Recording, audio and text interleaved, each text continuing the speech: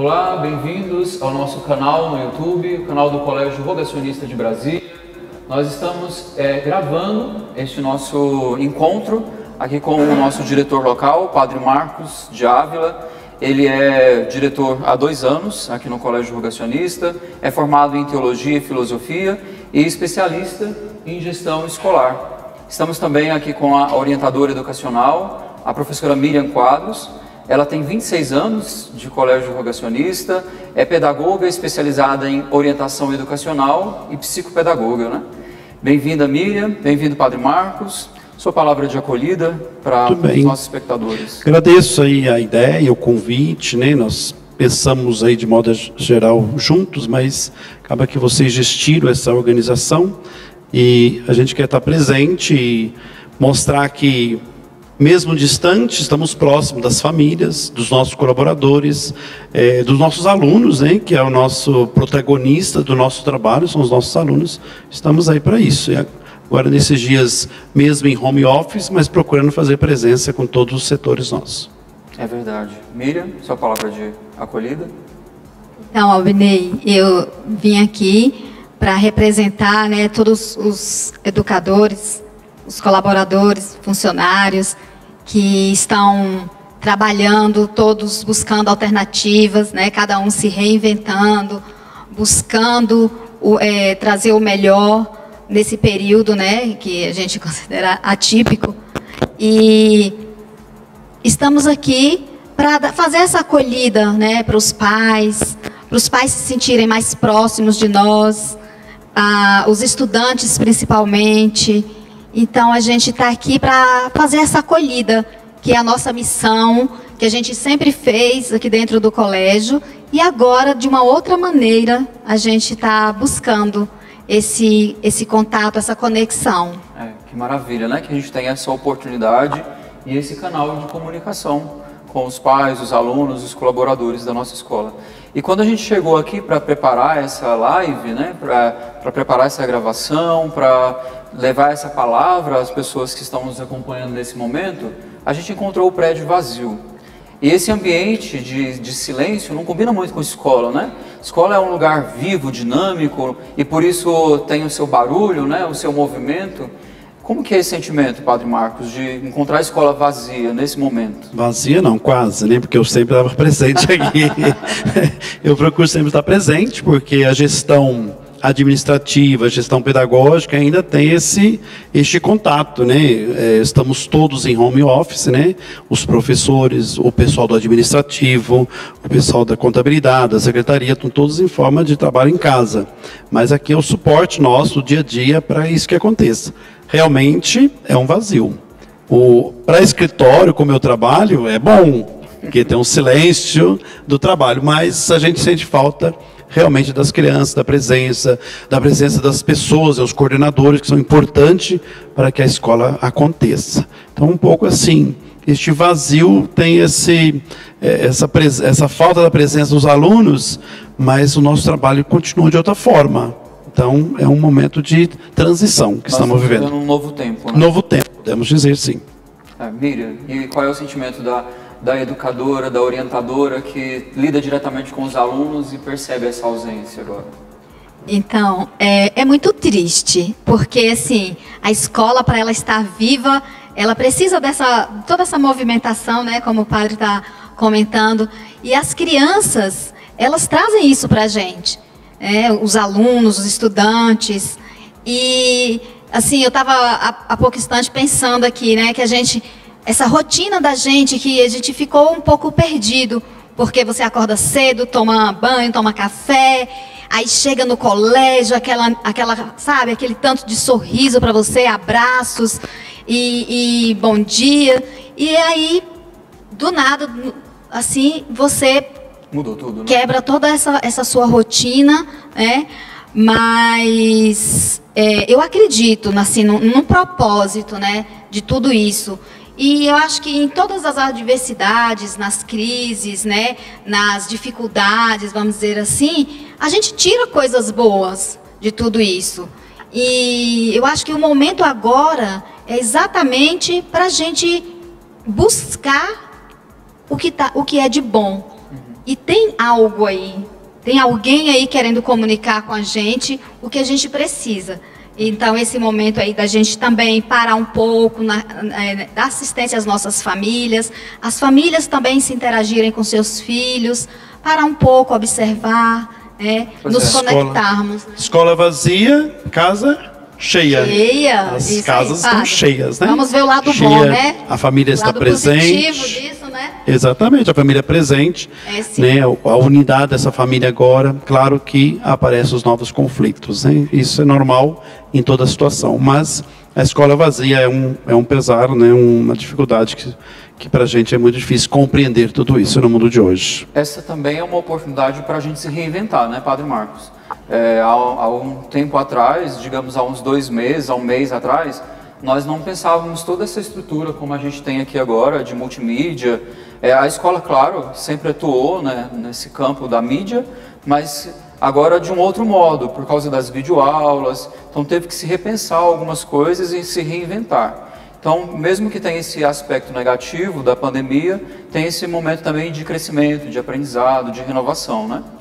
É uma mudança de vida e de comportamento. E eu digo que é uma mudança não é do rogacionista, né?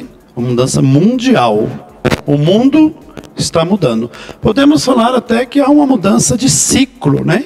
Da história vai ser contada com uma mudança de ciclo, de comportamento, de atitudes, um novo jeito de se viver. É possível uma nova história a partir de agora. E nós temos que então agora conviver com esse sentimento da saudade. Para homenagear esse sentimento e dizer que estamos todos unidos, nós preparamos um vídeo e nós vamos apresentá-lo agora.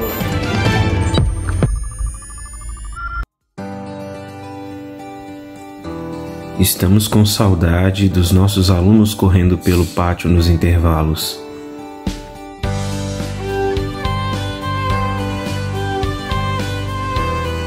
Estamos com saudade dos nossos professores ensinando em sala de aula.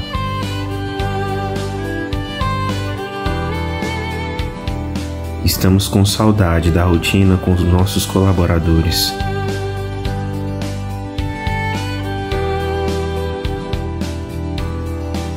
Nossa rotina mudou.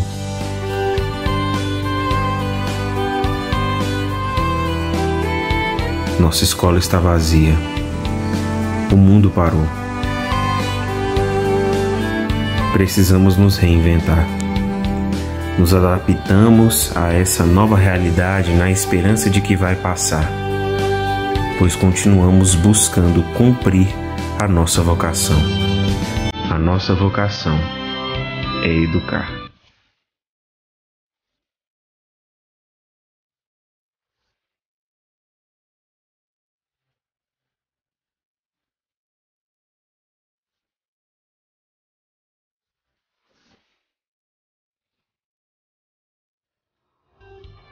Então nós estamos de volta aqui. Esse vídeo, quando foi publicado nos grupos aqui internos da escola, provocou uma comoção. As pessoas disseram: nossa, que bonito, eu me emocionei. E é esse o sentimento que a gente tem, né? De se emocionar mesmo, percebendo essa ausência dos alunos aqui, esse vazio da escola. Mas eu acredito também que essa emoção da saudade do contato diário e da valorização das pessoas que estão conosco nesse ambiente de trabalho, né? Às vezes, por causa da correria, do ritmo que a gente toma, a gente esquece um pouco dessa valorização e agora estamos antenados no valor do outro, né? A escola, ela vive de relações, como uma família vive de relações, uma associação vive de relações, a igreja vive de relações, as pastorais, os grupos, e todos são grupos de relações. E a escola também é. E hoje eu vejo esse novo comportamento educacional de ensino-aprendizagem à distância, que falta este elo da relação.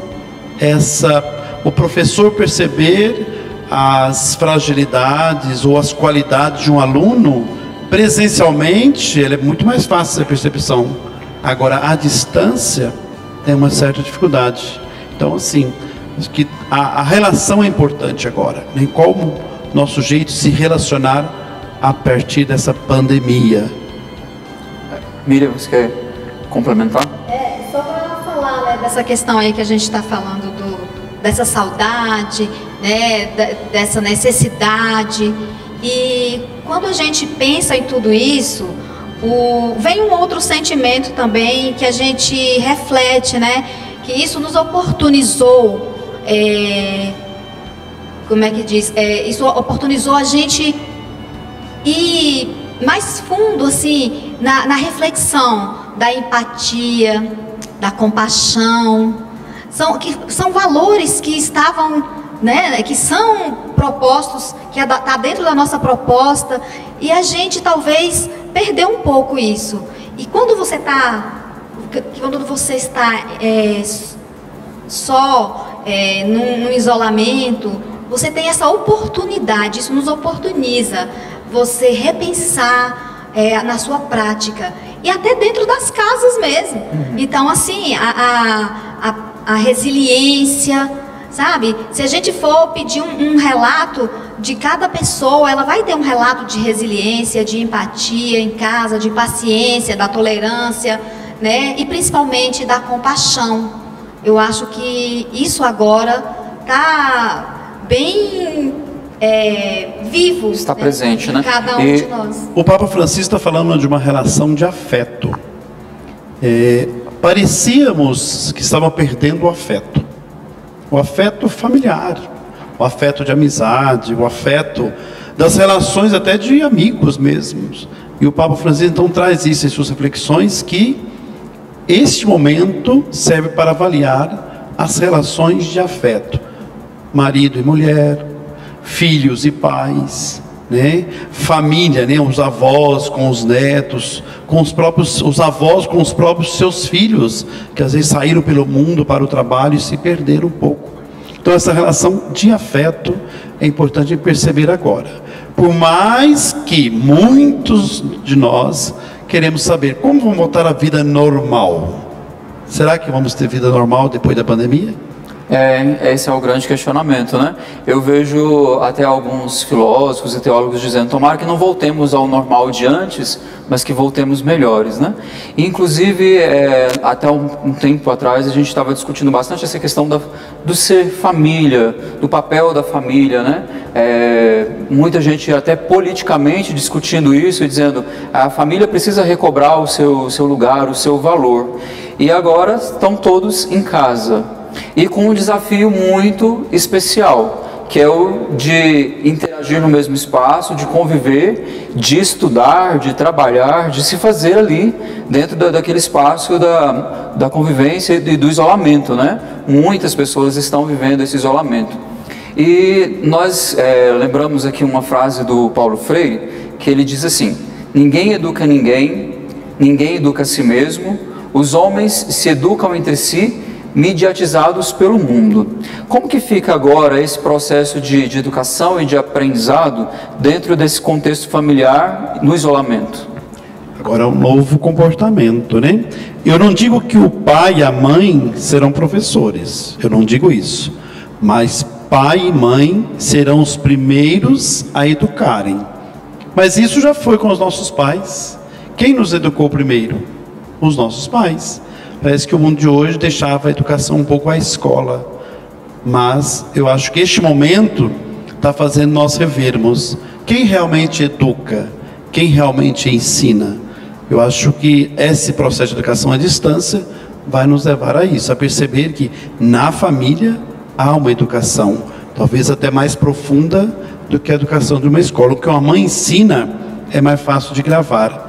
E muitas vezes não precisa nem de fazer prova para testar, porque a mãe já faz testar no mesmo instante, né? Então acho que é uma nova relação mesmo, né? Miriam, tem uma frase de um psicólogo famoso aí, que escreve os livros de autoajuda, que ele fala: pais brilhantes, filhos fascinantes, né? Qual que é, para você como educadora, esse papel dos pais agora nesse processo de estudar em casa? Então, antes de falar desse autor aí, que é o Augusto Cury, né? Que eu acho assim, ele é um médico, mas tem contribuído muito na educação, né? Tanto colaborado com os pais, quanto para as crianças. Mas eu quero retornar à mensagem aí do Paulo Freire, porque o Paulo Freire, ele que nos inspira os educadores rogacionistas, eles têm como o padre, o Santo Aníbal, como educador maior, né? Primeiro Jesus Cristo, o Santo Aníbal, e a gente tem uma referência muito grande com Paulo Freire. E quando ele fala essa questão aí de que ninguém ensina ninguém, ele trouxe uma reflexão que todos nós somos aprendizes, todos nós aprendemos com o outro, com seus pares, né? Então o educador, talvez ele repense isso agora, tanto o educador quanto os pais, de que as crianças, os filhos jovens, têm muito a ensinar. Então, a gente tem muito que aprender com os filhos e temos muito que aprender com os nossos estudantes, com os nossos alunos. Então, eu acho interessante quando a gente hoje, a gente observa que muitos pais têm uma resistência, como também alguns professores, de que os nossos filhos, que os nossos alunos nos ensinem, né? Que a gente aprenda com eles. Mas a gente está aí, a tecnologia veio, a gente não adianta, não me lembro se foi o Karnal, um desses aí, fazendo um comentário, que não adianta a gente querer sobrepor ao conhecimento desses jovens que nasceram na era digital. Nós não nascemos na era digital, talvez você tenha nascido, eu não sei, né? Eu e o Padre Marcos, acho que a gente não nasceu na era digital. Então, não adianta. A questão da tecnologia está aí agora no DNA, né? Essa revolução tecnológica também veio mostrar muita coisa para a gente. E, voltando novamente à sua questão do Augusto Cury, eu acho que a gente tem muito que aprender, né, assim, nesse momento, e ele coloca muito essa questão da questão da afetividade, a questão da gestão. Ele fala muito sobre a gestão das emoções. E agora esse momento é o momento da gente gerenciar, né, as nossas emoções. E acho que fica isso aí do Augusto Cury. Essa mensagem de saber gerenciar as emoções, ela é muito importante, e nosso tema central aqui é estudar em casa, né? A escola é conectada, os alunos do Colégio Rogacionista estão fazendo a experiência de estudar por meio da plataforma, né? Do Google Sala de Aula, outras escolas também fazendo esse mesmo processo. E esse é um grande desafio, porque também tem os pais que estão em home office, né, trabalhando em casa, e para que tudo isso aconteça de uma forma harmoniosa, o planejamento ele é fundamental, ele é importante? Qual que é o papel do planejamento nesse processo de estudar? É um novo planejamento, né? Porque nós vamos aprendendo a planejar para executar uma sala de aula comum. Hoje nós temos que planejar para apresentar uma sala virtual. Como ter a atenção desses nossos alunos?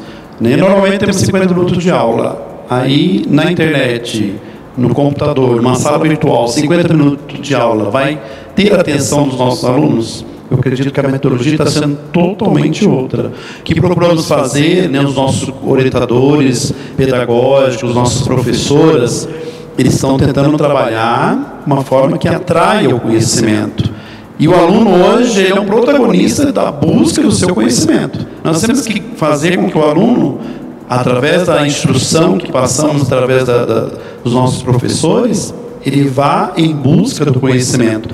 Eu estou vendo várias experiências que o aluno está fazendo com a família e postando nas redes sociais. Então isso está mostrando que o aluno está sendo protagonista do seu conhecimento. Isso é muito importante nós notarmos hoje esse protagonismo do próprio aluno, né, que vai em busca de conhecer mais e além do que o próprio professor indica.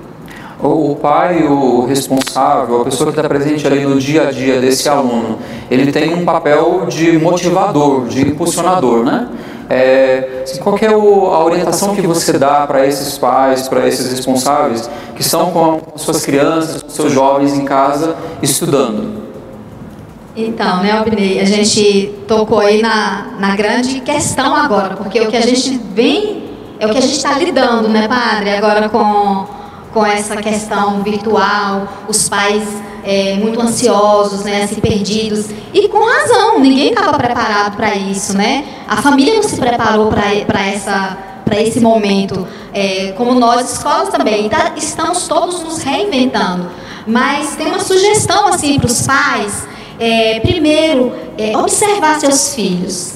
Eu acho que a observação diária, trabalhar a autonomia, o nosso educador Paulo Freire fala dessa questão da autonomia, da pedagogia da autonomia, e a autonomia, a responsabilidade, a independência, porque nesse momento em casa, as crianças precisam ter rotina, porque senão os pais vão se perder. Então ele precisa criar uma rotina de estudos, uma rotina diária, não só de estudos. O estudo vai fazer parte dessa, vai contemplar essa rotina. Porém, esse estudo, ele precisa ter um momento desse estudo. E aí os pais, um momento agora, inclusive, a psicopedagogia, a gente estuda isso, falar, perceber como seus filhos aprendem. Porque a gente sabe que existem diferentes maneiras de aprender. Eu aprendo de uma maneira, você aprende de outra, o padre aprende de outra, porque tem pessoas que são sinestésicas, tem pessoas que são visuais, precisam de imagens, elas precisam mais de coisas visuais, de cores, de marcar coisas marcadas, marca texto. Outras são mais auditivas, elas precisam escutar, E eu, por exemplo, eu sou muito sinestésica. Eu só aprendo, eu estou numa aula, o professor fala, assim, quase que diretamente para mim: não precisa escrever, porque eu vou disponibilizar o material. Mas eu tenho que escrever, eu tenho que ficar ali rabiscando. É uma maneira de aprender, de aprendizagem. Então, talvez os pais, quando a gente retornar, eles nos trazem isso, essa novidade. Olha, meu filho, olha, professor, meu filho é mais sinestésico. Ou então, olha, professor, meu filho não gosta de escrever tanto. Meu filho, ele gosta mais de visualizar, ele gosta mais de ouvir. Então, a gente buscar, os pais também vão interagir mais com a escola, colaborando, E a escola certamente será mais assertiva, com toda essa colaboração dos pais, que agora com certeza vai conhecer mais os filhos. O professor Mário Sérgio Cortella disse que esse processo de educação ele é muito amplo, mas ele é basicamente papel da família. A escola, ela dá escolarização, ela oferece os conteúdos, mas essa questão do aprendizado, do desenvolvimento, da experiência, se constitui dentro da família, A metodologia de aprendizado, Porque quando nós temos problema com o aluno não aprende, o que as nossas orientadoras fazem? Chamam os pais, dão instrução: olha, teu filho tem que estudar assim, assado, não é isso, professora? E tem que fazer esse processo de estudo. Aonde vai ser feito isso? Não vai ser aqui dentro da escola, porque na escola já tem um método, a carteira, o professor, os horários, mas em casa. Então, é a família que tem que criar a metodologia de estudo. E nos tempos atuais, quando você falava dessa conhecer, verificar, com o comportamento da criança, eu falo assim: em que ambiente de estudo, como arrumar esse ambiente de estudo dentro dessa casa para ele, Então é necessário ter um ambiente próprio, Em cima da cama, na cozinha, na varanda, no jardim, aonde? Mas tem que ter um espaço próprio de estudo para saber que este lugar é o lugar do estudo. Mas isso a nossa mãe fazia quando era criança, Vai estudar agora naquele cantinho determinado, porque senão a gente não aprende mesmo. Padre, a gente, num outro momento, a gente estava até conversando sobre isso, quando a gente estava falando da importância, de ter esse momento do aluno, dos pais criarem esse momento. Alguns psicólogos que falam da importância de ter aquela rotina para a mente reconhecer. A criança não ficar ali estudando de pijama, trocar, falar: vamos escovar os dentes, vamos se arrumar, porque agora é o horário de estudos, determinar esse horário. Mas assim, essa coisa não pode ser imposta, não pode ser de maneira autoritária, porque o autoritarismo não leva a nada. Então, é importante essa questão da conscientização. Então, quando o pai começa a conscientizar o filho, é uma dica que eu dou: conscientize seu filho, pare, olhe nos olhos dele, mostra para ele, faça junto com ele a rotina dele, tem na filosofia, eu acho que é a Dalva, não me recordo, ela fala muito da moral autônoma e da moral heterônoma. Então, você tem que dar ao seu filho autonomia, trabalhar a moral autônoma, e não a heterônoma, que a heterônoma é a de punição, e aí essa hora de estudar, ela tem que ser uma hora prazerosa. Ela não pode ser uma hora pesada, sofrida, né? Seu filho não... O que uma criança precisa, gente? Né? A criança precisa de leitura e de escrita, a leitura e a interpretação. Então, nesse momento, peça para ler um livrinho que ele tem interesse, discuta essa história com ele, para interpretar desde do maternal. Eles já podem fazer a interpretação, perguntar para a criança, questionar o que quem são os personagens principais. Então, a leitura cabe do maternal ao ensino médio. A gente vê vários orientadores, né? E aí eu me reporto mais uma vez ao Cortella, que ele tem uma fala que ele diz assim: quando ele era criança, o pai dele dizia, sente-se aqui. Hoje o pai diz para a criança, onde é que você quer se sentar? A criança tem essa, não é? A criança tem essa condição de fazer essa escolha, de dizer, é isso que eu quero? E nesse caso de estudar em casa, o pai, ele deve, a família, o orientador, o responsável, ele deve dizer para a criança, agora é hora de estudar e não é hora de assistir TV. Ele tem razão quando ele afirma isso? Eu tenho a visão de padre, você tem a visão de orientadora, né? Que bom, né? A gente se complementa, né? Eu tenho a visão de padre no sentido que eu acho que há um limite. Tem que ter limites. Porque senão a democracia na criança é muito fácil. A criança, dentro dessa visão democrática, de escolha própria, talvez ela não vai saber os limites financeiros da família, os limites do tempo familiar, porque o pai também está trabalhando em casa, em home office. Então, há necessidade de, talvez, uma liberdade de escolha para que ele aprenda a entrar na sociedade democrática, mas tem que ter os limites. Talvez as pedagogas falam diferente, mas eu creio que há um limite, é importante. Eu acho que o limite é meio consenso de todos, não? Sim, padre, eu concordo que a questão do limite é fundamental. A criança, a gente tem que dar limite à criança desde a barriga da mãe, desde quando nasce. A criança, porque a Tânia Zaguri, ela tem um livro dela muito interessante que ela fala pequenos tiranos. Então, às vezes a gente está criando esses pequenos tiranos que determinam as coisas e depois vai chegar um momento que a gente não vai dar mais conta disso. Então, mas eu entendo também que essa questão é uma questão que a gente precisa, que tem que ter dentro de uma relação dialógica, uma relação de diálogo, então, da conscientização. Então, eu sugiro, né, os pais, e o que a gente também sugere dentro de sala de aula para os professores, fazer os combinados, porque o que é combinado não é nem caro nem barato, é um combinado. Então, combinar. Assim, com os meus filhos, a gente montava uma rotina de estudos, né, quando eles eram crianças, e a gente falava assim, olha, é melhor sair do estudo para ir se divertir, aí brincar, do que a gente tá brincando na melhor parte, a mãe chama para estudar. Então, vamos já acertar isso tudo antes, monta a sua rotina, cola lá no seu armário, e aí a mãe tem que trabalhar com essa criança, que ela não precisa ficar chamando nesse momento. A responsabilidade das tarefas da criança é da criança. Então ela tem que naquele momento chegar e falar, eu vou estudar. Eu almocei, conforme for combinado, ou pela manhã ou à tarde, trazer essa rotina e sempre nesse mesmo horário e sempre de maneira que ambas as partes tenham essa consciência e essa tranquilidade. Isso é trabalhar autonomia, isso é trabalhar responsabilidade, limites e mais um monte de outras coisas. Agora há pouco a gente estava tendo uma conversa aqui, né, entre alguns colaboradores, e a gente dizendo da dificuldade de trabalhar em casa.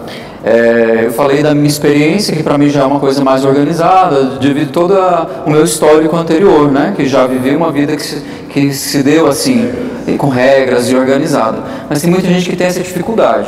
Quando a gente fala assim, a criança, o pai, o orientador, né? A pessoa que está ali acompanhando, vai fazer os combinados e tudo. E aí quando se trata, por exemplo, dos nossos adolescentes, que a gente tem uma grande maioria aqui da escola, né? E daqueles que já falam assim, eu sou dono do meu próprio nariz, mas não tem esse senso dessa organização do tempo e do espaço de estudo. Qual é a dica, assim, para que não se perca nesse processo?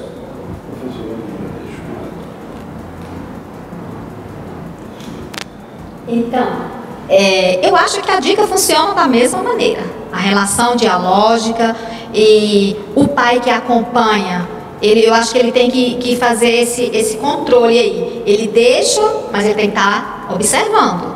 Então, assim, o adolescente, ele já tem muito mais independência, inclusive, para trabalhar essa rotina. Mas a família não pode. Aí, às vezes, a família acha que acompanha demais, principalmente aqueles pais que ficam muito ali do lado da criança. Não precisa ficar do lado da criança para fazer tarefa. A tarefa é dela. Se ela não está conseguindo fazer a tarefa, tem algo de errado.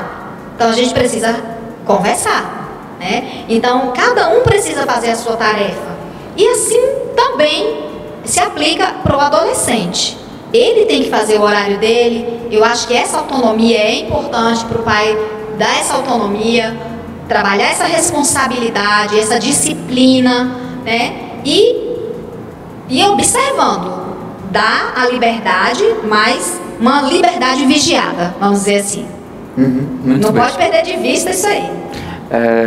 E aí você trouxe para a gente algumas dicas práticas, assim, de como organizar, qual é o ambiente ideal, qual que é o espaço ideal para que possa se desenvolver esse ambiente de estudo e aprendizado, né, em casa. Então, o ambiente em casa, isso é super importante. O ambiente ele precisa ter ter luz, né? Luminosidade, ter tranquilidade, que eu chamo de tranquilidade entre aspas, né? Porque às vezes uma casa que está cheia de gente não tem essa tranquilidade. Mas é onde entra a resiliência, né, padre? Eu estava conversando aqui com o padre sobre isso e ele mas tem casas que o filho tem um quarto só para ele, com uma escrivaninha, com um computador, né? Com todo aquele aparato. Porém, outras pessoas, o padre, um momento atrás, estava lembrando, ele se preocupa, inclusive, com essas famílias que ele conhece, ele está, né, inteirado com a comunidade. Então, ele sabe de famílias que moram o avô, o tio, a mãe, né, e a criança e mais outro irmão. Então, esse é o momento do diálogo, da resiliência, da empatia, da compaixão. Porque se é o momento daquele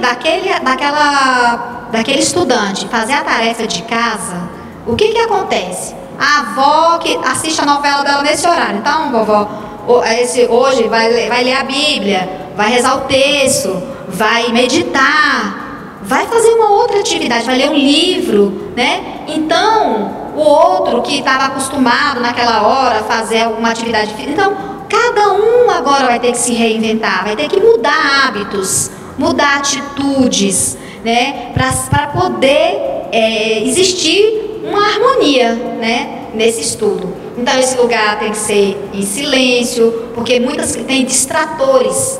Então assim, dentro de uma sala, uma criança, por exemplo, que tem um déficit de atenção, que tem um TDAH, que tem um DPAC, isso tudo vai atrapalhar. Se ele ficar estudando aqui, qualquer coisa atrapalha. Então tem que ser o mínimo de coisas possíveis, né? O mínimo de distratores. Tem que estar. Quando você fala de distratores, vamos dar assim, uns exemplos bem práticos para as pessoas entenderem. Por exemplo, brinquedos, o próprio celular, né? Que é um grande chamariz, né?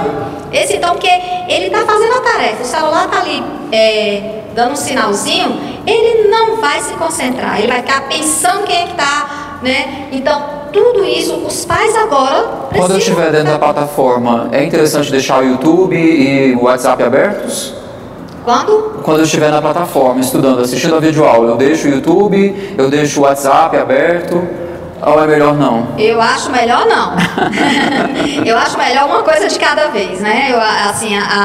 O pai tem que estar atento para isso, porque muitas vezes os filhos falam assim, eu estou estudando. Aí ele está lá no computador, o pai passa, né? Só está vendo o menino lá na frente do computador, mas isso é importante. O pai chega lá, dá um beijo, traz uma água, bebeu água e dá uma olhada. Fez isso, fez aquilo, E aí, você está se alimentando, porque a alimentação é importante, o sono é importante, é uma coisa que eu na minha casa, eu bato muito nessa tecla lá em casa, dessa questão, porque hoje os jovens, a maioria deles, eu não sei para onde nós vamos com isso, a maioria dos jovens dormem muito tarde, estão trocando o dia pela noite, e isso é uma coisa preocupante, porque o cérebro, vai chegar uma hora que esse cérebro não vai dar conta, né? Isso essa conta vai chegar. Como diz o meu amigo lá do MID, do método MID, o Ivan, essa conta vai chegar. Então, a gente precisa estar atento para isso, né?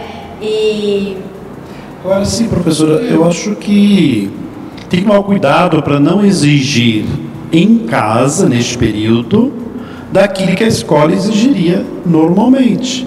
Eu acho que as coordenações pedagógicas, acho que não é só no rogacionista, mas em todos os níveis de escola, saber que neste momento nós estamos num alerta chamado pandemia.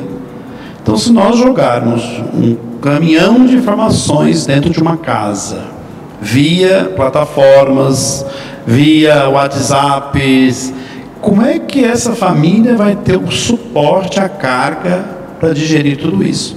Então, você falando aí do comportamento de família, eu falo, como nós, professores, coordenadores pedagógicos, orientadores educacionais, os nossos professores que estão na linha direta aí com os alunos, qual é esse respeito à carga educacional passada para aquele aluno, para aquela família? Lembrando que você não disse, mas nós temos aqui pais com 2 a 3 filhos, ou até 5 filhos que estudam conosco. Então, é uma casa que vai receber muita informação. Então, eu gosto dessa calma. Tenhamos calma neste momento. Não é o momento de preparar todo o conteúdo normal de uma sala de aula para dentro de uma casa. Vocês estão entendendo? Acho que é importante a gente sinalizar isso, porque senão acha que a escola tem que continuar passando tudo. Eu tenho muitas mães que falam, mas está com pouco conteúdo. Aí você olha aquela família e tem um filho. Aí a outra mãe escreve, está com muito conteúdo. Você olha, ela tem 3 filhos aqui na escola. Então, nós procuramos fazer o controle de tudo isso. Por mais que tenha a impressão da mãe que acha pouco, tem a impressão da mãe que acha muito, nós estamos tentando chegar num consenso, né? Numa coisa mais comum e respeitando a pandemia. Estamos em pandemia. Então, não queiramos, nós, profissionais de educação, encher uma casa de conteúdo para aquele aluno, e não querem também os pais exigir muito conteúdo no tempo em que nós temos que pensar o todo, né? Às vezes uma mãe reclama de determinado assunto, eu digo, mãe, mas eu tenho que ver que temos alunos que não têm acesso à internet, a computadores, nossa escola está pensando nesse ponto, né? O governo está pensando na questão pública, né? Colocando aulas pela televisão, porque é aquele aluno que não tem internet. Então, assim, há um campo muito maior de visão do que a escola com a minha casa com a minha escola. Esse cuidado temos que ter. Aqui no rogacionista, eu acredito que em todas as outras escolas, né, há uma preocupação muito grande com essa questão da qualidade pedagógica. E a qualidade pedagógica nesse momento exige que a gente vá um pouco mais devagar no processo, né? Qualidade não é quantidade de conteúdo, correto? Então, quantidade de conteúdo é qualidade? Hoje, não.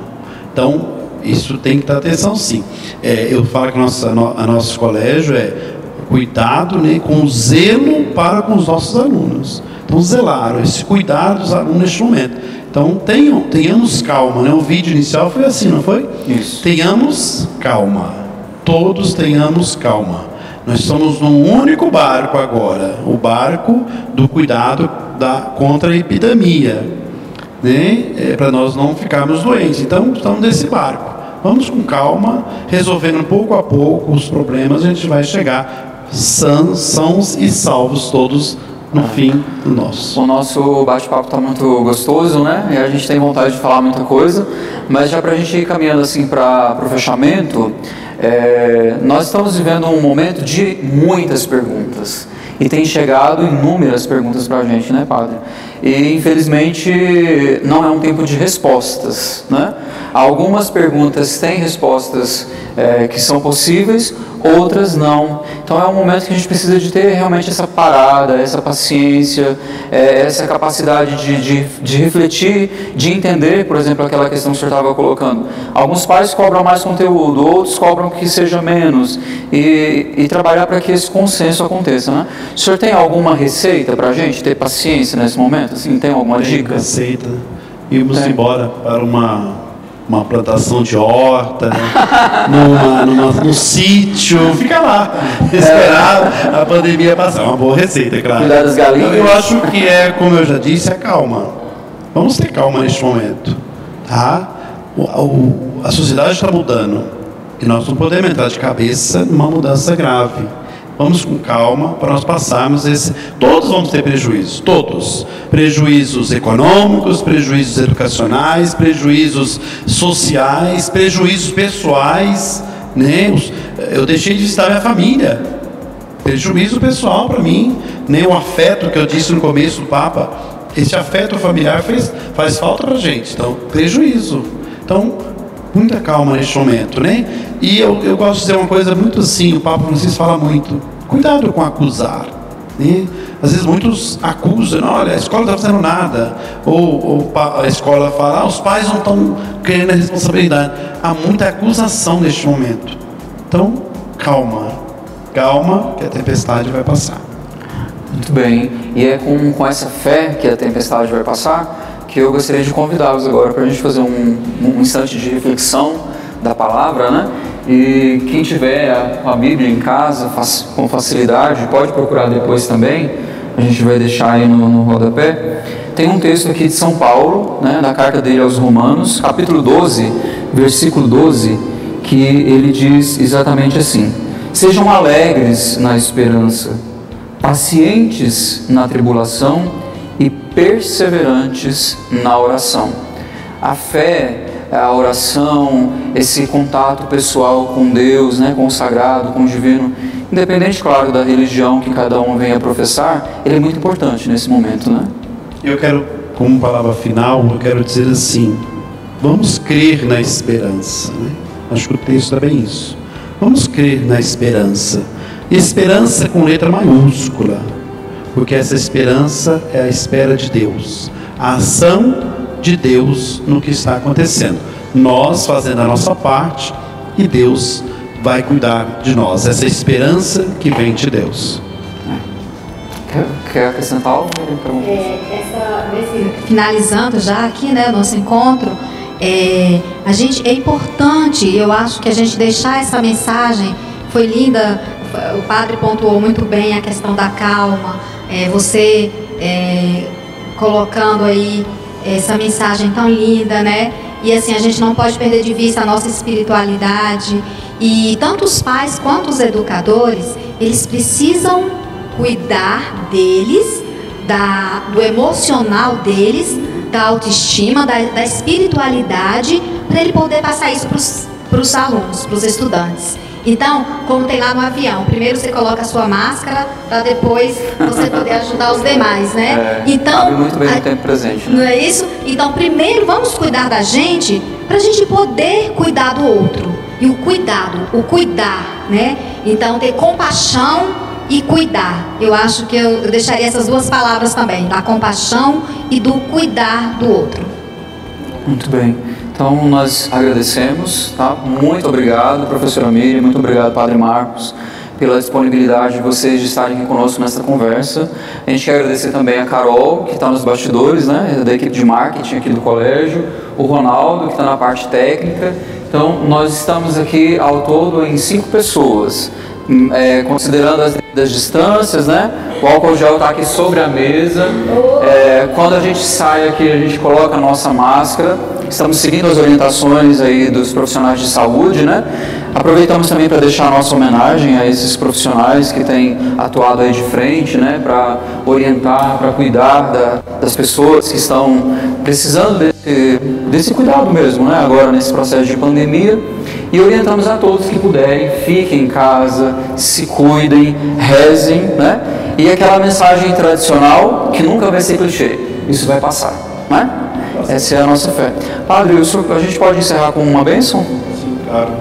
Acho que é importante neste momento a presença de Deus.